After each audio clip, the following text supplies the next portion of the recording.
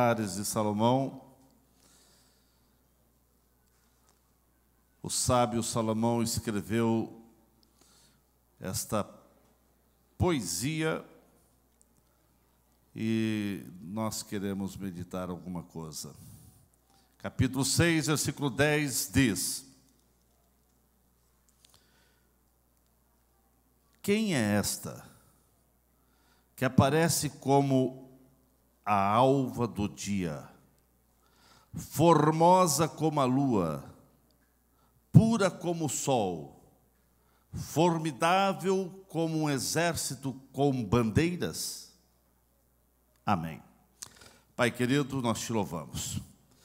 Te agradecemos pela igreja reunida e te agradecemos por este mês de outubro, que a tua igreja nesta cidade comemora mais um ano da sua existência e também mais um aniversário de inauguração desse templo, que dia 25 fará 26 anos de inauguração desse templo. E nós louvamos a ti, Senhor, porque a tua boa mão tem estado sobre a tua igreja. Te louvamos agora e para sempre. Amém. Queira estar sentado, irmãos. O sábio Salomão escreveu: quem é esta que aparece como a alva do dia, formosa como a lua, pura como o sol, formidável como um exército com bandeiras? Baseado nesse versículo, eu quero falar sobre o tema a boa mão do Senhor sobre a ADBlu, sobre a Assembleia de Deus em Blumenau. Terça-feira eu preguei aqui falando um histórico total da nossa igreja. Foi pedido para me repetir a mesma mensagem, mas não vai dar para repetir a mesma, mas vamos também incorporar alguma coisa que eu falei já na terça-feira. Meus queridos, então eu quero basear esse versículo sobre o tema da nossa festividade, a boa mão do Senhor sobre a igreja aqui em Blumenau. Esse versículo e o livro todo de Cantares de Salomão, existe pelo menos 4 interpretações que se dão a esse livro. Existe a interpretação do método literal, moral, o método alegórico e o totalmente espiritual. Os que analisam esse livro no aspecto espiritual creem que Cantares foi escrito com o propósito de retratar o profundo e o místico relacionamento entre Cristo e a igreja. Hoje eu quero olhar para esse texto, e principalmente esse versículo que eu li, no aspecto espiritual, como uma descrição da beleza da igreja, como noiva de Cristo, onde nela, a igreja, está a glória de Deus. Entre nós, a igreja que somos, habita a presença gloriosa do Espírito Santo.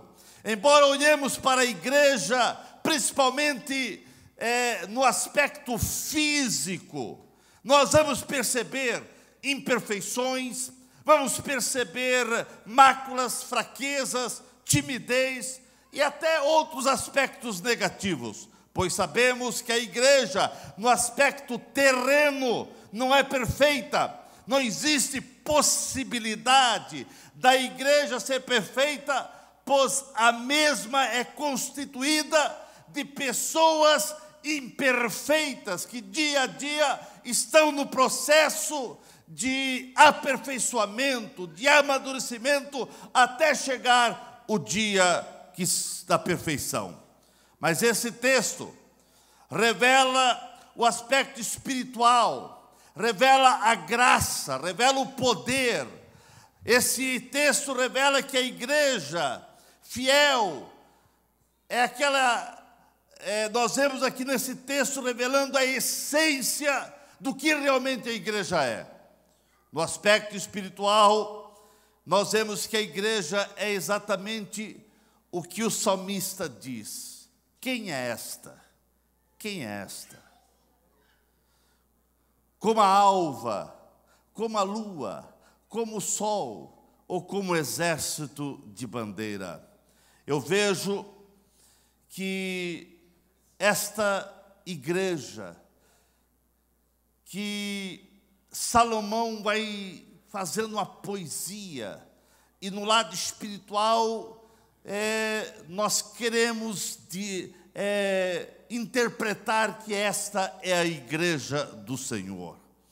E exatamente agora no mês de outubro, então, nós estaremos celebrando 87 anos da nossa existência nessa cidade. A família Adebru está em festa.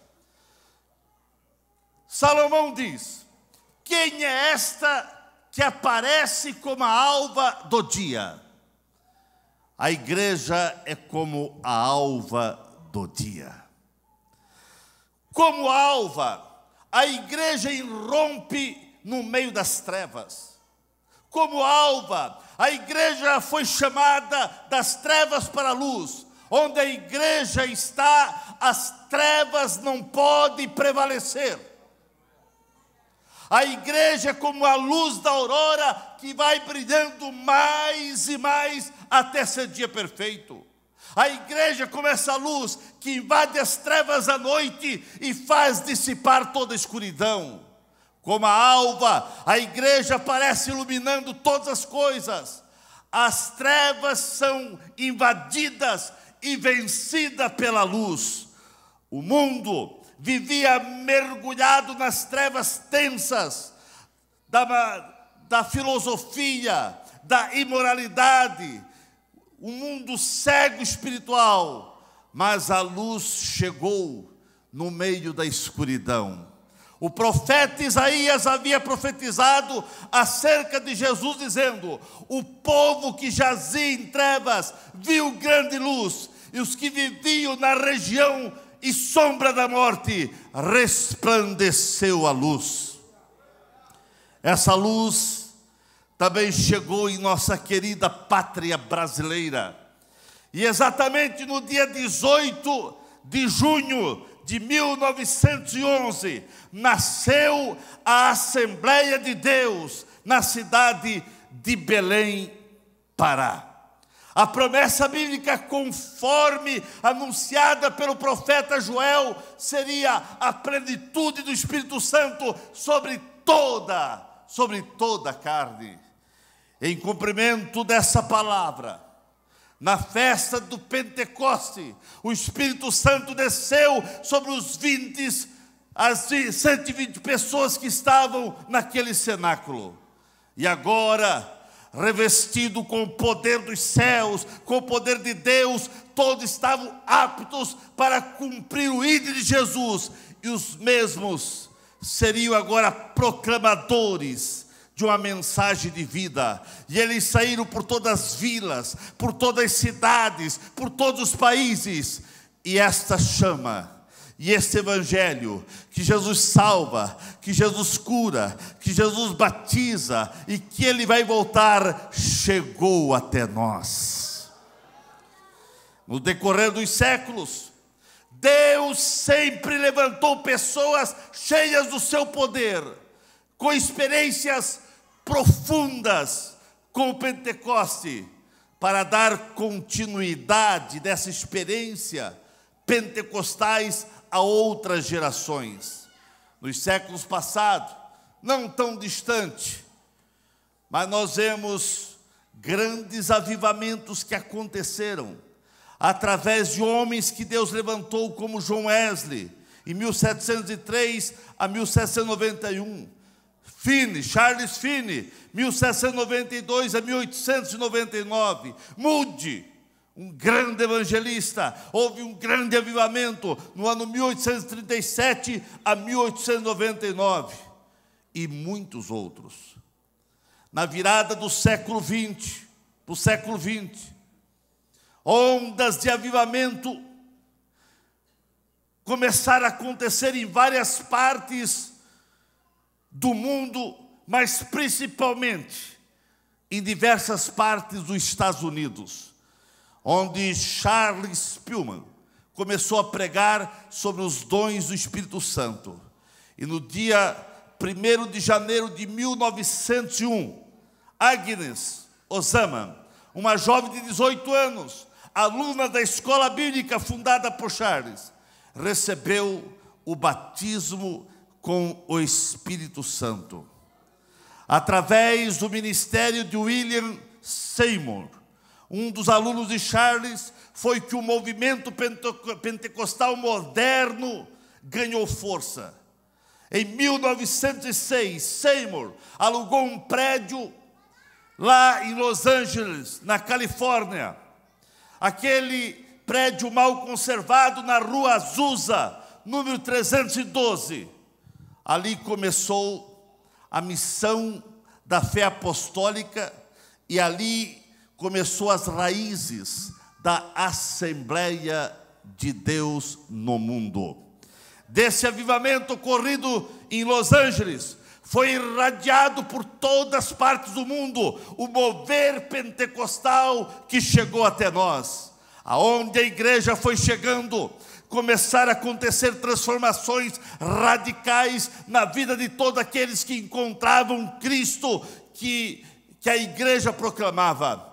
E não tem sido diferente hoje, onde a igreja chega proclamando que Jesus salva, que Jesus cura, que Jesus liberta, que Jesus transforma. Alguma coisa acontece. Foi o que nós vimos o testemunho aqui da irmã, aleluia, contando que ela estava escravizada, não cria em Deus, não cria na Bíblia, e o espírito de morte vinha sobre ela, e ela queria se matar, mas alguém falou de Jesus para ela, alguém falou que Jesus transforma, alguém falou que Jesus transforma, e lá está a irmã, de mãos levantadas, glorificando a Jesus, porque isso é que Jesus faz na vida, e hoje ela se batizou, porque aonde o Evangelho chega, ele chega para transformar vidas, e você é um testemunho vivo do que Jesus fez na tua vida. Essa proclamação que Jesus salva, cura, batiza e que Jesus voltará, chegou no Brasil e também chegou na nossa querida cidade de Blumenau, onde a luz do Evangelho chegava através da igreja. Os desertos eram transformados em jardins, prisões em palácios, tristeza e alegria, derrotas em vitórias, pessoas amarradas pelos vícios em pessoas totalmente libertas, radicalmente transformadas. Aonde a igreja chegou, a dignidade foi restaurada e as pessoas foram abençoadas. Como a alva, a igreja traz o despertamento do sono. A noite é marcada pela escuridão e pelo sono, mas quando a alva irrompe, acha-se alegria nos corações e acabam-se aquele espírito de sonolência, de mornidão. Aonde a igreja chega, as pessoas levantam-se do sono da ignorância espiritual, da morte espiritual, da indiferença para com o Evangelho de Jesus Cristo. A alva é o tempo de uma nova vida, de renovação, de um novo dia de bênção, de novas experiências com Deus. Como a alva, a igreja traz refrigério. A alva traz o romper de um novo dia. E a igreja onde chega, ela vai rompendo, trazendo as bênçãos de Deus, trazendo alegria para os povos. A noite pode ter sido escura, a noite pode ter sido abafada e opressiva, mas amanhã sempre traz a brisa refrescante. É no romper da alva que os pássaros cantam e que as flores desabrocham. É quando a igreja chega em uma comunidade, é quando o Evangelho transformador de Cristo chega numa família, que a bênção de Deus chega também, porque o choro pode durar toda a noite, mas a alegria vem, a alegria vem, a alegria vem, e essa alegria chegou no teu lar, e essa alegria chegou na tua casa. Ah, irmãos, a igreja como a alva, ela traz luz na noite escura do sofrimento e do pecado. A igreja proclama a possibilidade de um novo começo. Como a alva, a presença da igreja no mundo é promessa de garantia de um novo dia perfeito, porque com Cristo na nossa vida tudo vai ficando perfeito. A igreja também é formosa como a lua. O escritor diz: quem é essa, formosa como a lua? A igreja como lua reflete a inefável graça, beleza de Deus no mundo. Assim como os luminares da noite e do dia exercem um papel de suma importância na terra, assim também a igreja é importante para esse mundo. Se a igreja desaparecesse da terra, o mundo pereceria. A beleza de Cristo resplandece na igreja e através da igreja. A igreja é o corpo de Cristo em ação nesse mundo. Você é o corpo de Cristo em atividade nesse mundo. O mundo tem que ver Cristo através da igreja. O mundo aí fora, eles têm que olhar para a igreja, para você, e ver Cristo. Cristo sendo refletido na tua vida. A lua não tem luz própria. Ela reflete a luz do sol. Assim a igreja não tem luz própria.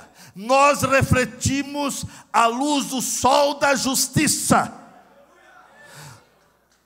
A luz de Cristo. Cristo é a luz, e nós não temos luz própria, nós refletimos a luz de Cristo. O mundo olha para você e tem que ver Cristo, e tem que ver Cristo. A luz é símbolo de pureza, de vida, de direção, de fertilidade, de calor, de transformação. Sem a luz não poderíamos ver nenhuma beleza na terra. A igreja só pode brilhar na medida que ela mantém profunda comunhão, profunda intimidade com Cristo. Você só vai poder brilhar se você tiver intimidade com os céus. E foi assim que um grupo de crentes resolveram intensificar a sua intimidade, a sua comunhão com Deus, e Deus foi derramando a sua graça, e Deus foi derramando o seu poder nessas vidas de grupos de pessoas lá nos Estados Unidos que resolveram ter intimidade com Deus, e pela busca perseverante,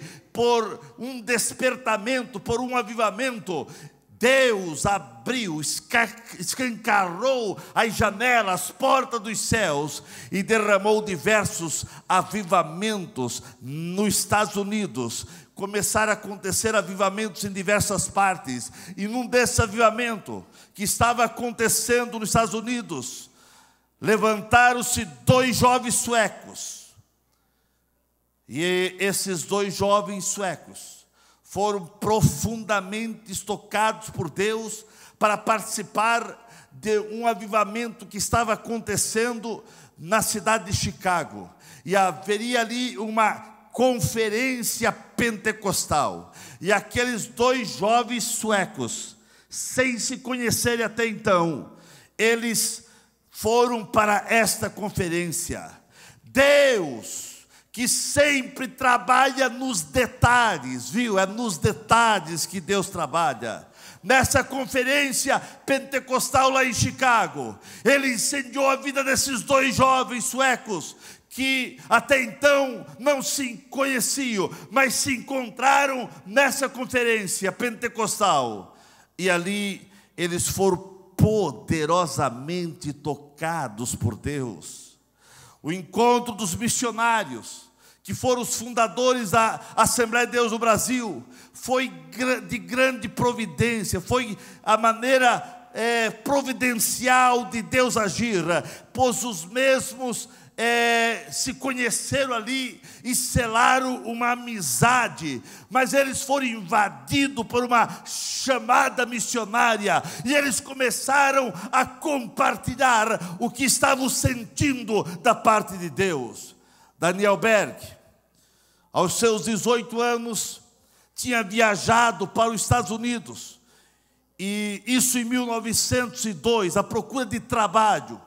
Em 1909, ele foi tocado para participar então dessa conferência lá em Chicago, que estava sendo promovido pela Igreja Batista Sueca.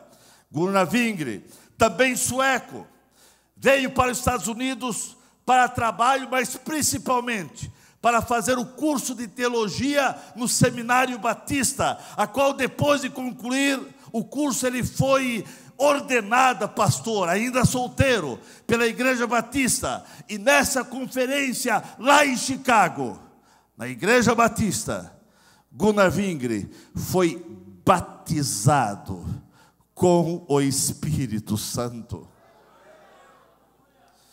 Com seus corações ardendo por amor pelas vidas, os jovens compartilharam entre si a chamada missionária e o que Deus estava querendo realizar através deles, sem todavia precisar um lugar para onde Deus queria enviá-los.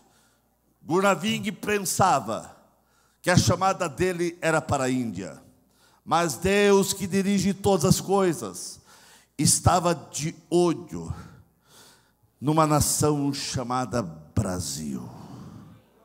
Brasil. E a sua igreja, como lua formosa, precisava influenciar a terra brasileira, que vivia intensas trevas do pecado.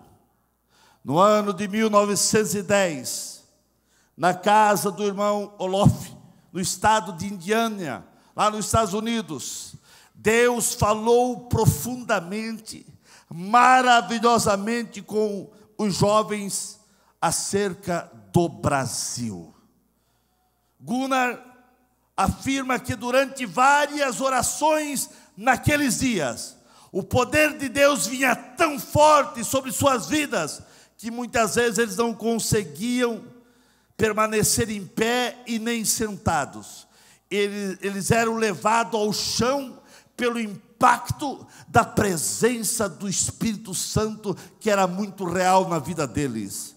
E numa dessas reuniões, além de Deus falar onde eles deveriam ir, Deus também falou detalhes sobre o povo de Belém, o povo de Pará.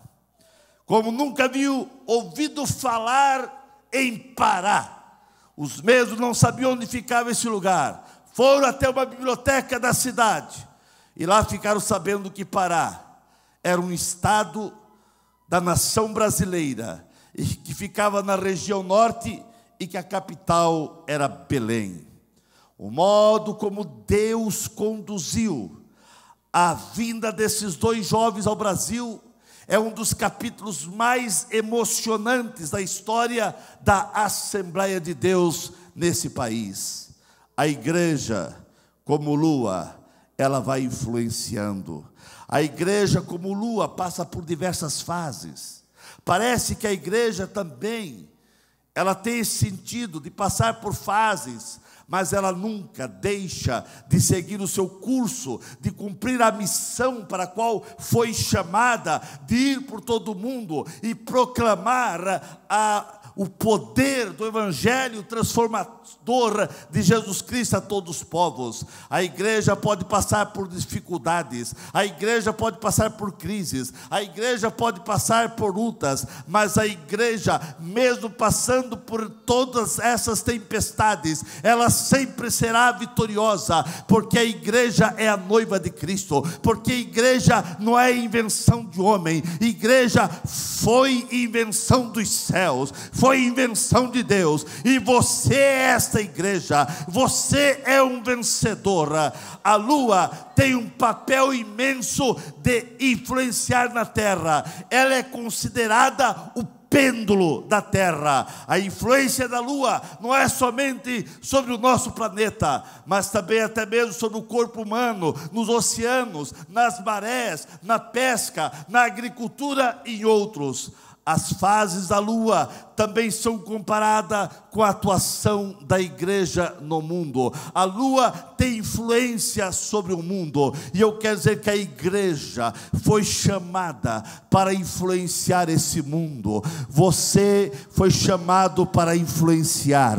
Igreja que não influencia, igreja que não influencia, igreja que não traz influência onde está, é água parada, é sal insípido, é luz escondida embaixo do veleiro. Mas igreja que influencia é uma luz que todos vão ver, é sal que dá o sabor. Você foi chamado para influenciar. A lua influencia a terra, e você, como lua, como a igreja comparada à lua, precisa influenciar. Sabia que a lua é considerada a faxineira do mundo? A lua é que determina o processo das marés, do fluxo e refluxo das ondas. Se não fosse a lua, os oceanos entupiriam as praias de lixo e a vida seria impossível na terra. Assim a igreja tem um papel preponderante, o ministério de limpeza no mundo. Se a igreja for retirada do mundo, o mundo vai se apodrecer no pecado. Se o mundo está estragado, mas ainda não está totalmente podre, porque ainda a igreja está presente. Mas ela está presente por um pouco de tempo. Daqui a pouco a igreja será tirada. A igreja será tirada. A igreja será tirada. E daí sim, o príncipe desse mundo, o iníquo, a besta e o inferno vão dominar essa terra. Mas nesse dia eu não estarei mais aqui. Esta igreja não estará mais aqui. Nós estaremos com Cristo, com Cristo, com Cristo, porque Ele prometeu voltar. Ele prometeu voltar, e Ele vai voltar. Ele está voltando, e você precisa estar preparado.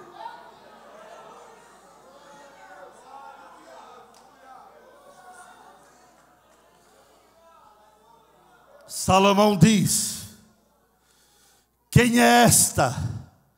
Pura como o sol. A igreja é pura, é brilhante como o sol. O sol é símbolo de pureza, pois o fogo e o calor do sol a tudo depuram. Os justos brilharão como o sol no firmamento, diz a palavra. Todos nós crentes devemos ser puros em nossa vida, em nossa essência de cristão, em nossa consciência e na nossa fé. Como o sol, a igreja traz luz e vida ao mundo. Quem pode definir a importância da luz? Sem luz não há vida. Não há vida. Sem a igreja não há vida perene nessa terra. Se tem vida abundante, é porque a igreja está ainda nessa terra. Meus queridos, sem a luz não poderíamos contemplar a beleza da criação de Deus. Sem a luz do sol, as trevas seriam intensas, e toda a vida animal e vegetal desapareceriam, expirariam. Sem a presença da igreja no mundo, a sociedade seria um caos. E se está havendo caos, quem sabe porque a igreja está perdendo os seus raios poderosos de irradiar luz. Porque aonde a igreja chega, a luz dissipa as trevas. A igreja precisa dissipar as trevas. Aonde a igreja está, ela transmite a vida de Deus. ela precisa transmitir calor, ela precisa transmitir energia, ela precisa transmitir direção, purificação. A igreja precisa brilhar como um grande luzeiro. A igreja, como o sol, ela tem que brilhar em todos os lugares. E a igreja, como o sol, ela também tinha que brilhar nas terras brasileiras. A igreja, como o sol, ela tinha que brilhar em nossa querida cidade de Blumenau. Alguém precisava transmitir esse calor, essa chama em nosso país. Alguém precisava chegar em nossa querida cidade. Raios dessa mensagem salvífica, raios dessa chama, raios desse sol, raios desse poder pentecostal precisavam raiar em nossa pátria brasileira. E assim, irradiados pela chama missionária e pelo grande avivamento que invadira a vida desses dois jovens suecos, eles partiram então para atender o chamado de Deus. Deus disse: é o Brasil e é Belém. Esses dois jovens partiram de Chicago, onde eles estavam, para o lugar que Deus tinha mostrado. Em suas mãos, a Bíblia, um mapa, mas as malas com poucos pertences, sem nada de recursos, e com uma oferta levantada pela igreja local, que dava somente para eles chegar até Nova York. Os mesmos iniciaram a grande viagem para o Brasil. Mas antes de viajar, Gunnar, sentindo tocado por Deus, ele pega o único dinheiro que ele tinha, $90, e foi tocado para ofertar para o jornal Testemunho Pentecostal, que estava precisando. Parece estranho, eles precisando de dinheiro, e agora ele é tocado a ofertar. Ele pega a oferta e oferta, e seguiram para Nova York sem praticamente dinheiro, mãos vazias. Iniciaram aquela viagem confiando naquele que os chamara e aquele que estava enviando. Antes, os olhares curiosos do desconhecido, aqueles dois jovens, Daniel Berg e Gunnar Wingre, se ajoelharam ali no público, no meio da rua, e agradeceram a Deus, e pediram uma viagem segura, para que Deus dirigisse seus passos até o Brasil, e eles não sabiam como. Os mesmos não foram enviados por nenhuma igreja, por nenhuma agência missionária, nenhum departamento de missões de uma igreja. Isso queria dizer que eles precisavam confiar 100% que Deus estaria dirigindo. O itinerário de onde eles estavam até o Brasil era 12.390 quilômetros. De Nova York até aqui, 11.020 quilômetros. Ainda nos Estados Unidos, quando eles estavam em Nova York, precisando de milagres, eles andando no meio de uma rua agitada, sem dinheiro, vendo o que iria acontecer para eles comprar a passagem para vir ao Brasil. Enquanto eles caminhavam pensativos pelas ruas, entre milhares de pessoas, Gunnar avistou um empresário. Ele avistou um empresário conhecido, negociante de Chicago. E aquele empresário, vindo, parou Gunnar e disse: nesta noite, Deus me despertou e eu não consegui mais dormir, porque Deus mandou ofertar na tua vida. Eu não sabia como encontrá-lo. E aqui está. E ele tirou o envelope e deu para Gunnar. Quando ele abriu o envelope, eram os $90 que ele havia ofertado para um jornal. Agora Deus usa alguém para dar os $90. Com aqueles $90, Gunnar, eles foram até o porto em Nova York e compraram as passagens, exatamente $90. E no dia 5 de novembro de 1910, Gunnar Wingre e Daniel Berg subiram a bordo do navio Clemente e iniciaram a viagem para Belém, Pará. As condições a bordo eram péssimas, pois os mesmos tiveram de comprar a passagem de terceira classe, que era lá no porão.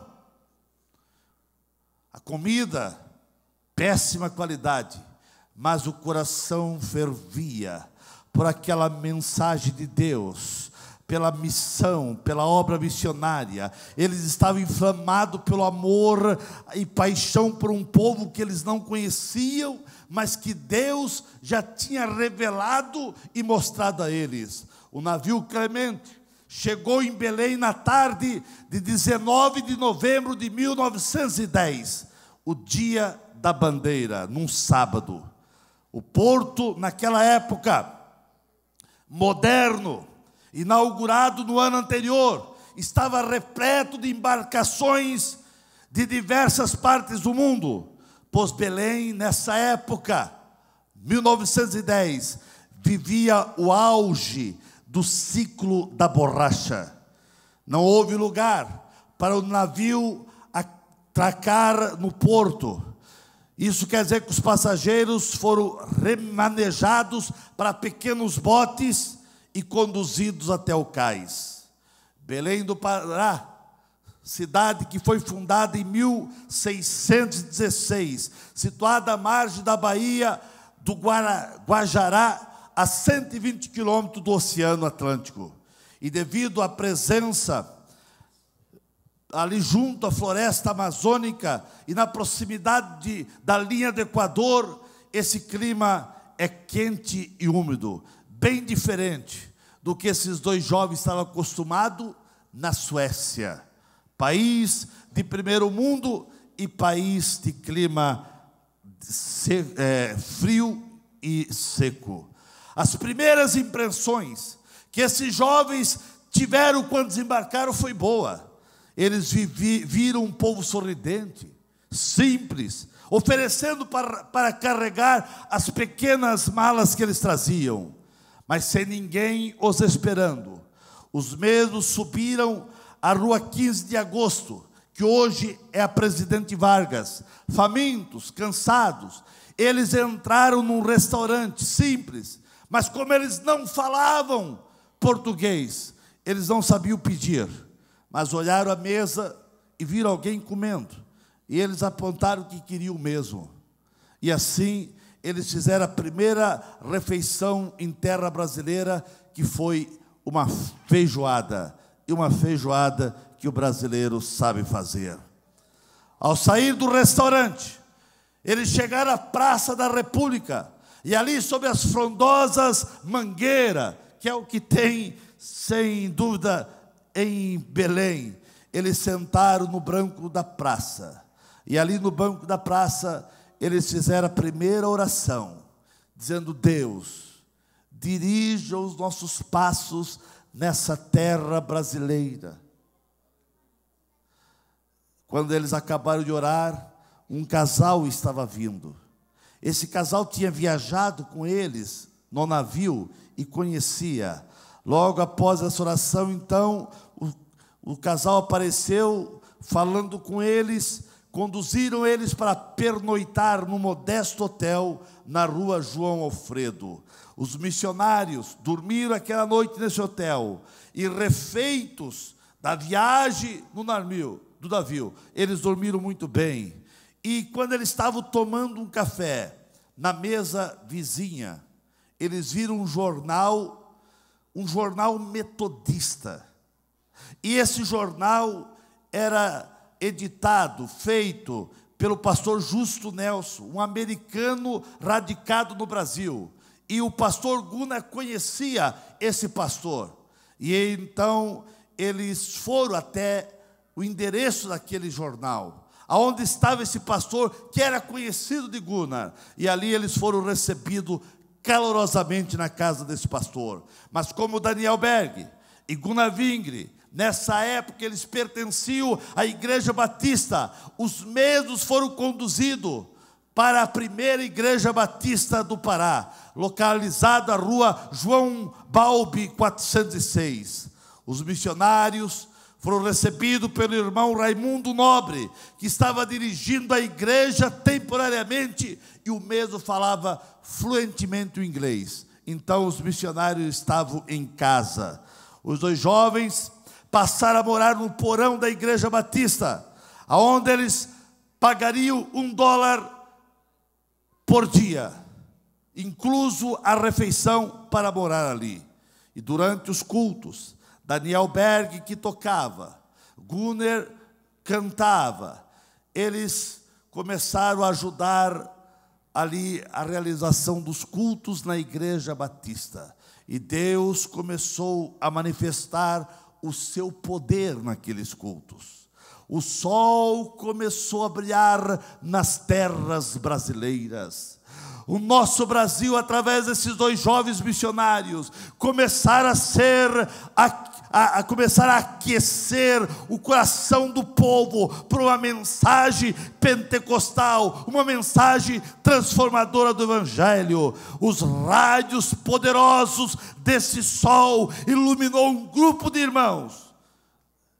E aqueles irmãos começaram a fazer cultos avivados, onde o poder pentecostal descia, e eles começaram a se alegrar.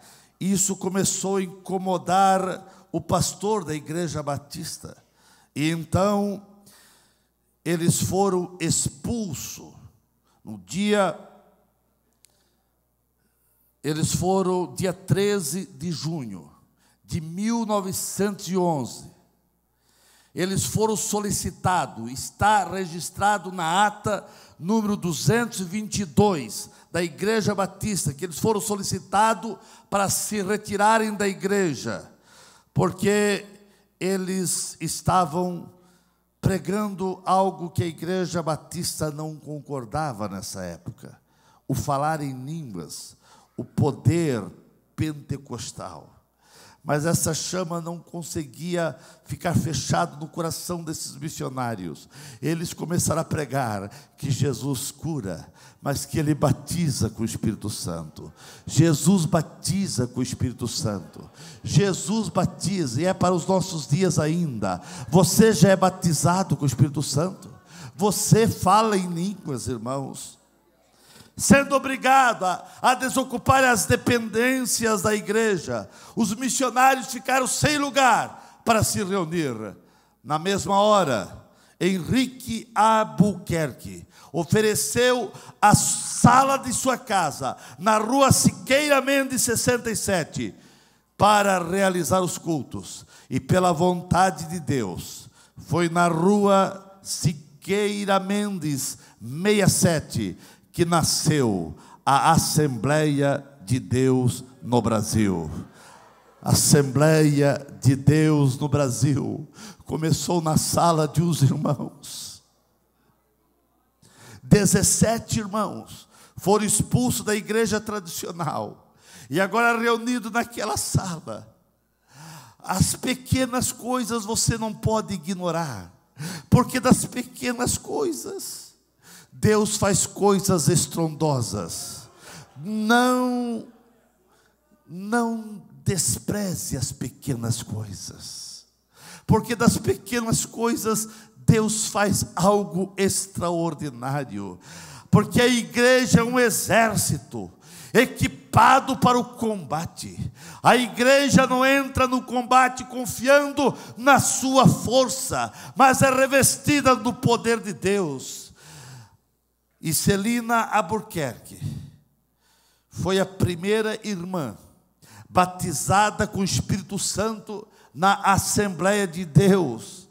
E na sua casa, onde começou os cultos de avivamento, ninguém pôde segurar. E a data então oficial da fundação da Assembleia de Deus é 18 do mês 6 de 1911, um domingo. Nesse dia a igreja se organizou, ainda não estava com o nome oficial da Assembleia de Deus, eles usavam Missão da Fé Apostólica.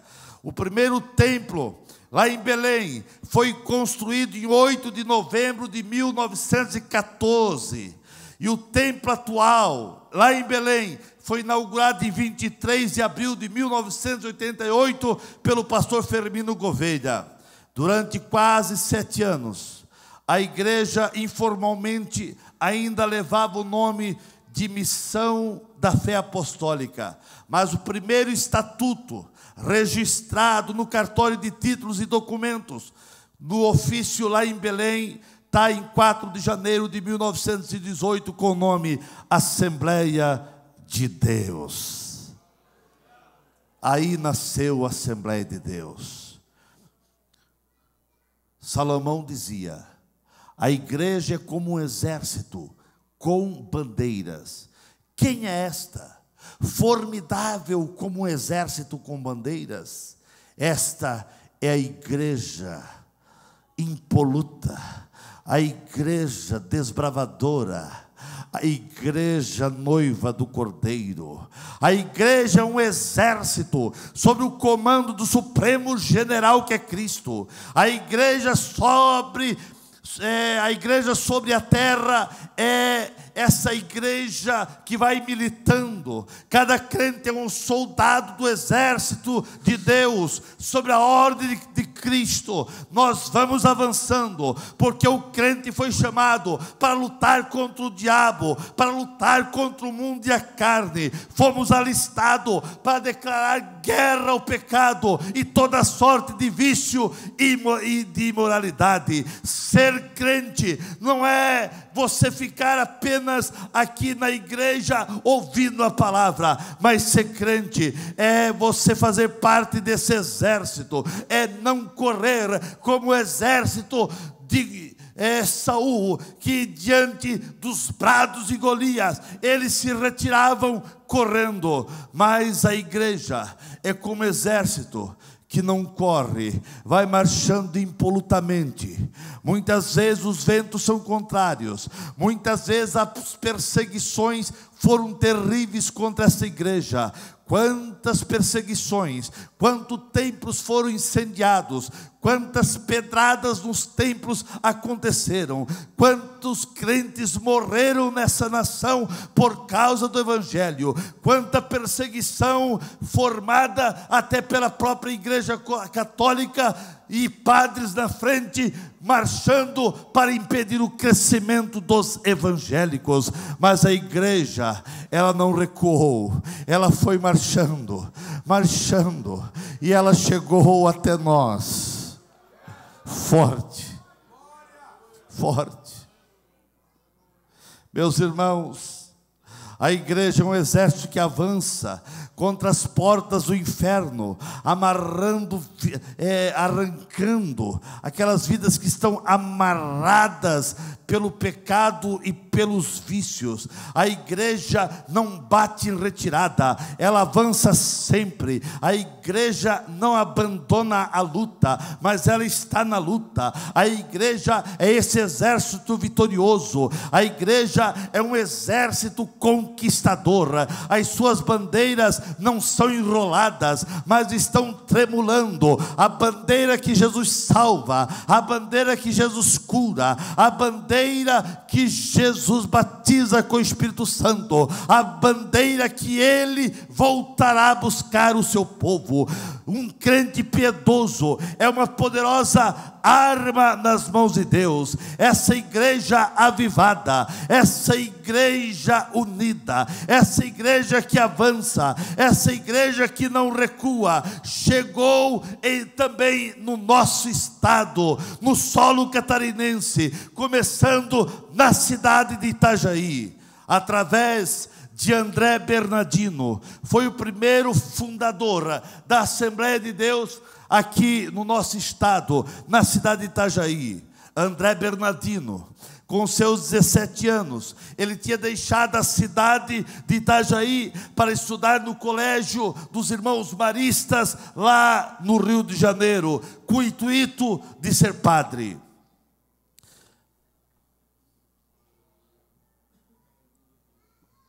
Mas depois de se envolver na vida noturna carioca, e agora com seus também 2 pulmões afetados por tuberculose, doença que na época era morte fatal.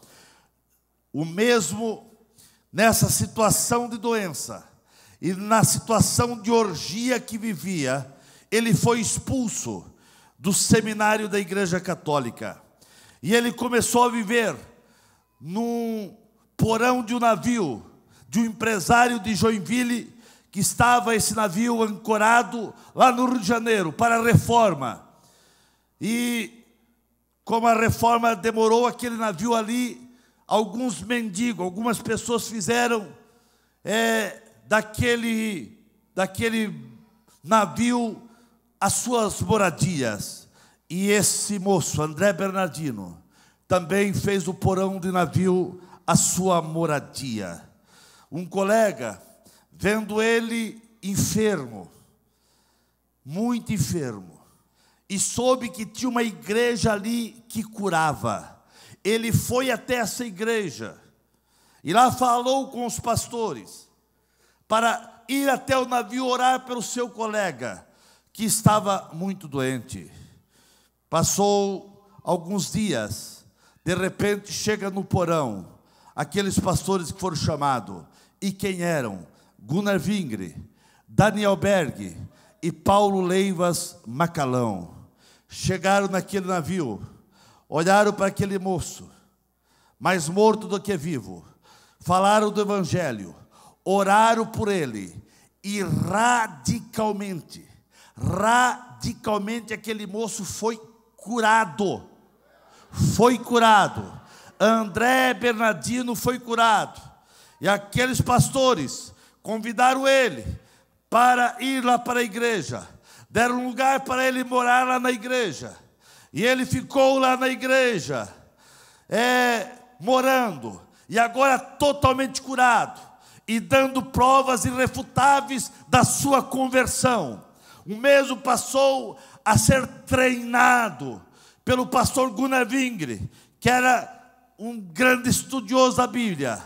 E nessa época, então, Gunnar Vingre foi treinando esse moço e dizendo: há uma chamada de Deus na tua vida.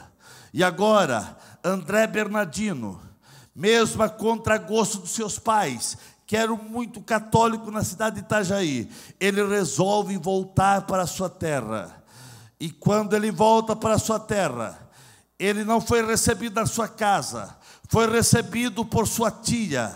E ali, na casa da sua tia, ele recebeu a quiescência para realizar um culto, onde 2 pessoas aceitaram a Jesus, o irmão Herculano e o irmão Cornélio. Esse culto foi 15 de março de 1931, o primeiro culto feito pela Assembleia de Deus aqui em solo catarinense. A fundação da nossa igreja e nosso estado é 15 de março, no ano de 1931. E nesse dia, nasce uma criança, ali na região de Medeiros, aqui próximo a Guaramirim, próximo a Pissarras, nesse mesmo dia. E essa criança recebe o nome de Nirton dos Santos, 15 de março de 31. Deus tinha algo com esse moço, 87 anos. E Deus o chamou, aleluia. E esse moço, pastor Nirton, que foi presidente da nossa convenção por mais de 28 anos, a igreja se mostrou imbatível. A igreja começou a crescer ali em Itajaí, porque os homens podem levar os crentes para as grades e até para a morte, mas não pode calar a igreja do Senhor. Houve muitas perseguições, houve até prisões.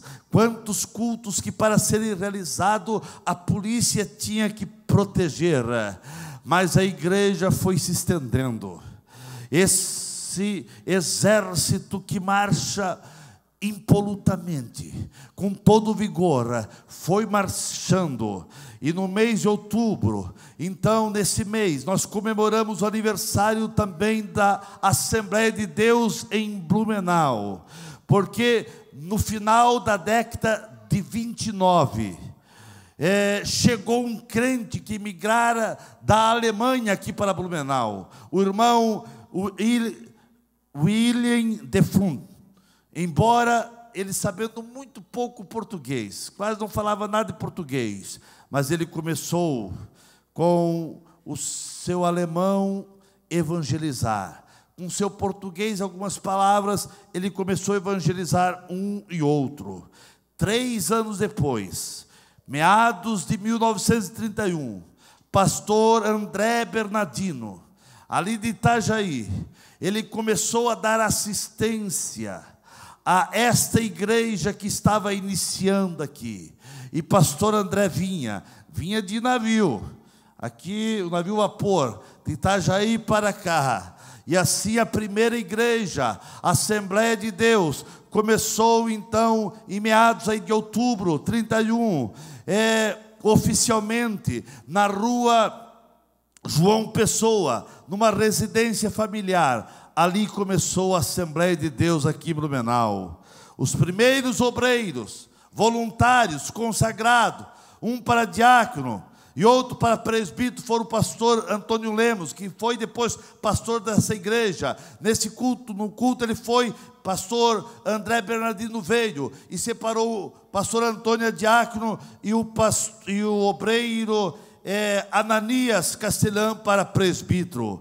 A pequena igreja enfrentou perseguições, mas o poder do Espírito Santo foi aos poucos invadindo ruas e bairros, e a igreja foi crescendo. Os humildes começos não podem ser desprezados. Aquele começo, com poucos irmãos, mas cheios de fé e coragem, floresceu, a semente caiu em boa terra. Hoje a igreja olha para o seu passado, os cultos nas casas, os evangelismo pessoal, as entregas de folhetos, os cultos em cima de carroceria de caminhões, as muitas vigílias de oração. E hoje se percebe que foi estruturado sobre uma base sólida, sobre a rocha que é Jesus. Aleluia! E a igreja começou a crescer nessa cidade. E agora, hoje, nós temos plena liberdade para pregar o evangelho. Sabemos que os problemas hoje são outros que nós enfrentamos, mas o evangelho foi mudando, foi transformando vida. São anos que contam, que glorificam o nome do Senhor Jesus. É Ele que diz: eis que eu estou convosco todos os dias, até a consumação dos séculos, e as portas do inferno não prevalecerão contra a minha igreja. Depois de muitas perseguições, depois de muitas lutas, depois de muitas provas, a igreja alugou um galpão aqui nesta rua, que foi alugado pelo depois também, que se tornou o pastor Teofrido. E depois, no dia, em meados de 44, foi adquirido essa propriedade aqui aonde nós estamos. No dia,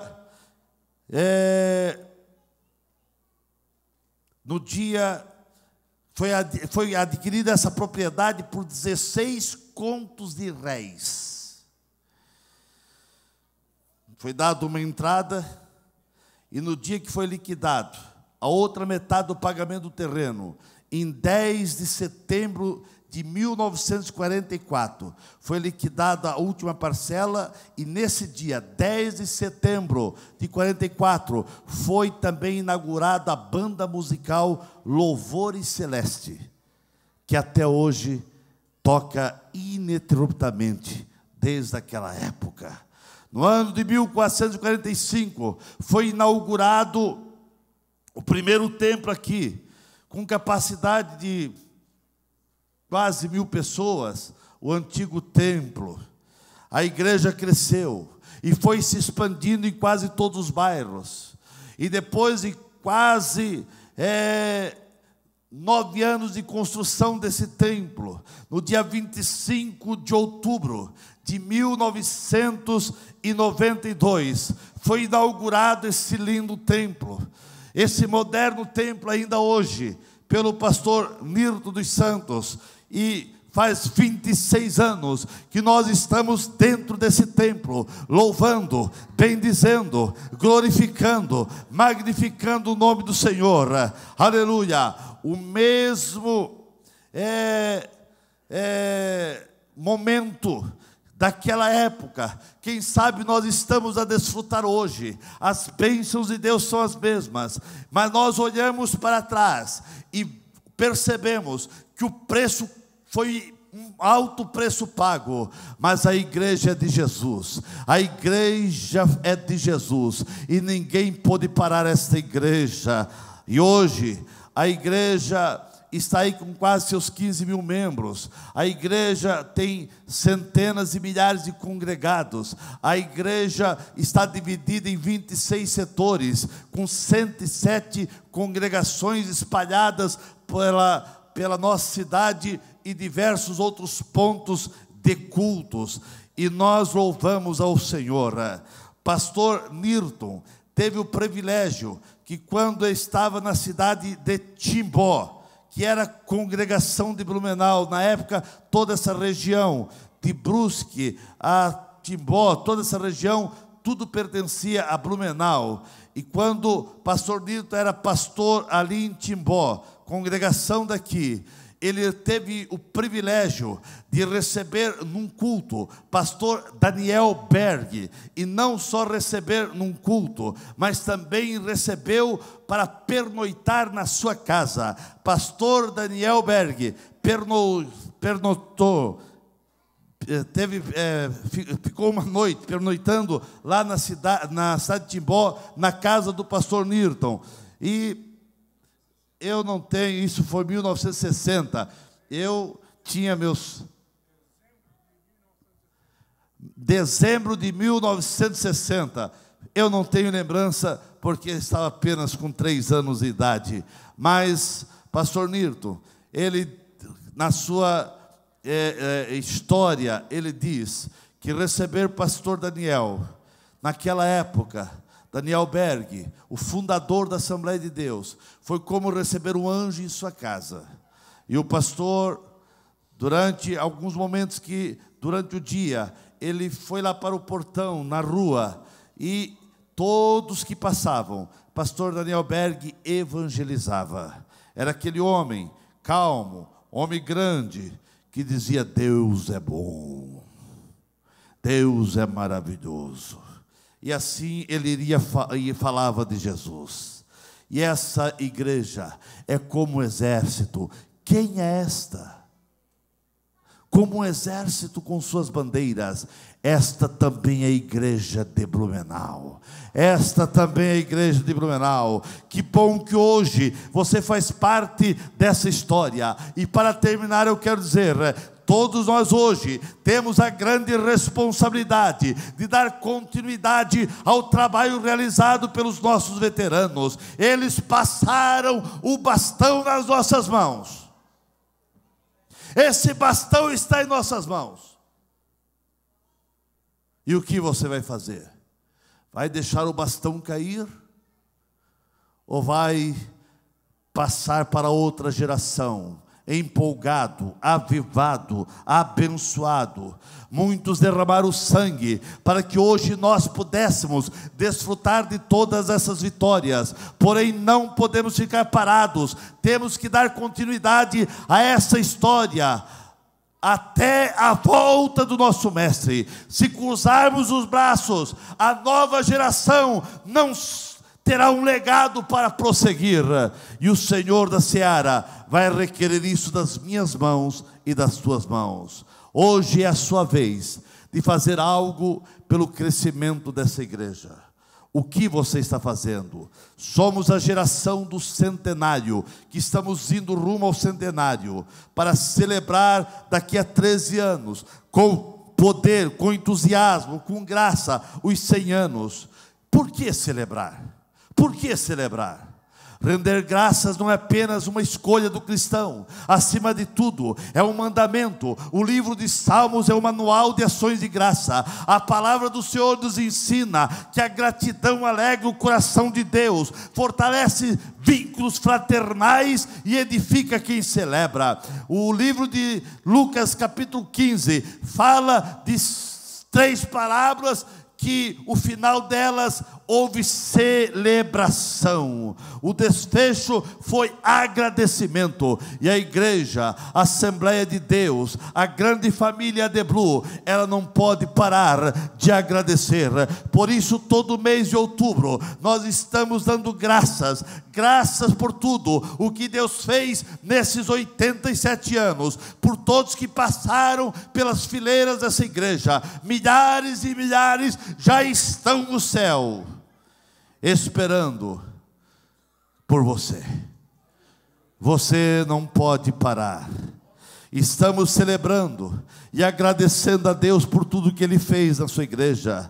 São milhares de pessoas que tiveram suas vidas transformadas pelo poder de Deus. Nosso tempo de comemorar é agora. Somos a geração que estamos vivendo os 87 anos. E se Jesus não voltar, e se você permanecer na terra por mais 13 anos, você chegará aos 100 anos da Assembleia de Deus. É de vital importância que cada crente, cada novo convertido, cada pessoa que aceitou Jesus como seu Salvador, assuma o profundo compromisso com a igreja. Agora em Cristo, nós pertencemos a essa grande família, e exatamente aqui no templo, exatamente aqui na igreja, é o local de comunhão, é o local de você glorificar a Deus, é o local de você ouvir a palavra, é o local de você sair avivado, animado, reanimado, é o local de você sair abençoado. Exatamente aqui na igreja é o local correto de você ser alimentado da palavra de Deus. A igreja não é esse prédio, a igreja é você, a igreja é você, a Assembleia de Deus é você, aleluia. Você é a promessa de um novo tempo para essa cidade, você é a promessa, você é a esperança de um novo tempo para aquela família, para aquele bairro, para aquela rua que está na escuridão, mas você é luz, você é de Cristo, você é como esse exército que vai marchando. Você foi chamado, você foi escolhido para fazer a diferença. Aonde você estiver, aonde você caminhar, não esqueça, tenha consciência que o teu papel é o papel de desempenhar, como o papel de um cristão fiel e verdadeiro. Não esqueça que você é chamado para desempenhar o papel como a alva do dia, como a lua que é formosa, como o sol que dá o seu claror, e como um exército marchando com as suas bandeiras postas. Ficamos em pé. Deus está de olho em você. Você é a igreja atual. Você pertence a essa família Adeblu.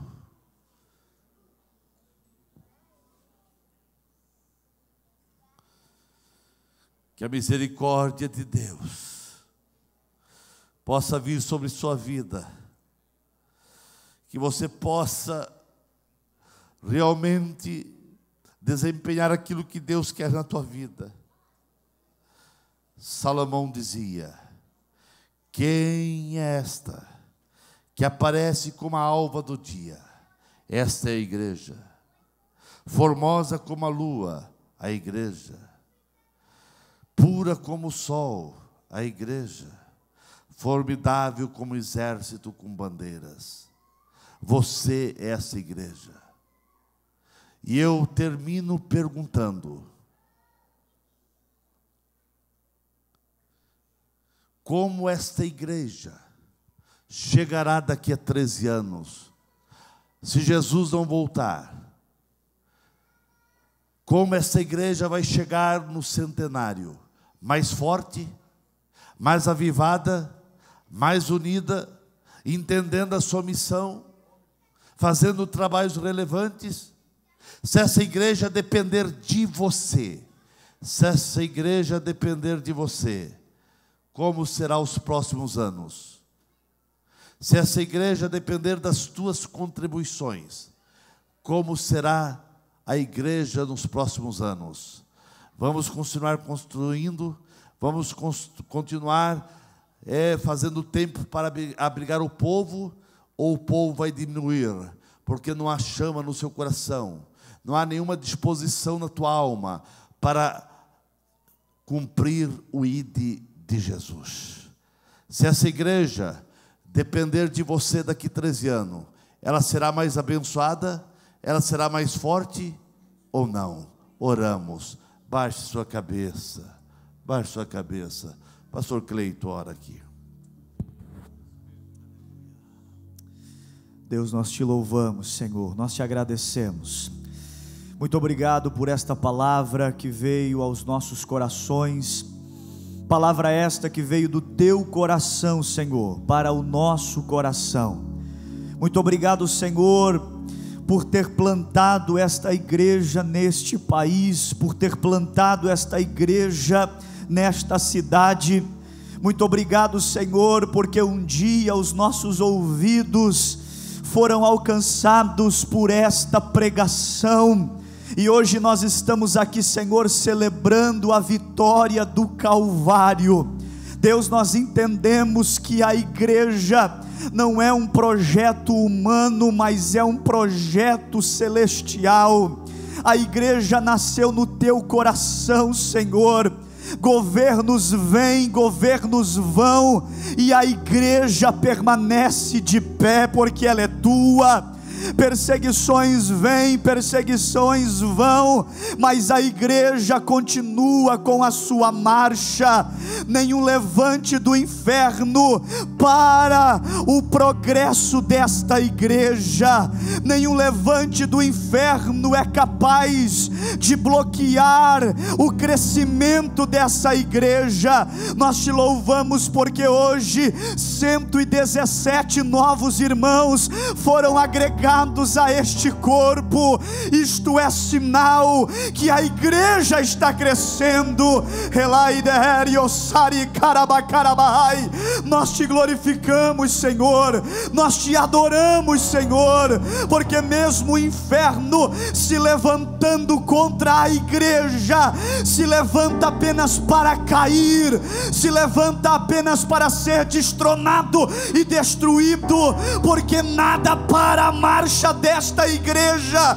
Ideologias de gênero não param a marcha desta igreja, corrupção não para a marcha desta igreja, homens cheios de ira contra o teu povo não param a marcha desta igreja. Por isso, meu Pai, nós oramos agora e continuamos clamando e pedindo que o teu Espírito Santo continue operando da mesma forma forma, Senhor, que no início, nos primórdios da nossa igreja, o Teu Espírito encontrava liberdade para curar, para batizar, para agir. O Senhor encontra liberdade em nós ainda esta noite. Nós não queremos, Senhor, ser o ponto final desta história, mas dê continuidade através da nossa vida. Queremos fazer a diferença no bairro aonde residimos, queremos fazer a diferença no nosso local de trabalho. Glorifica o Teu nome em nós e continua abençoando a Tua igreja. É o que nós oramos em nome de Jesus. E se você concorda com isso, diga amém.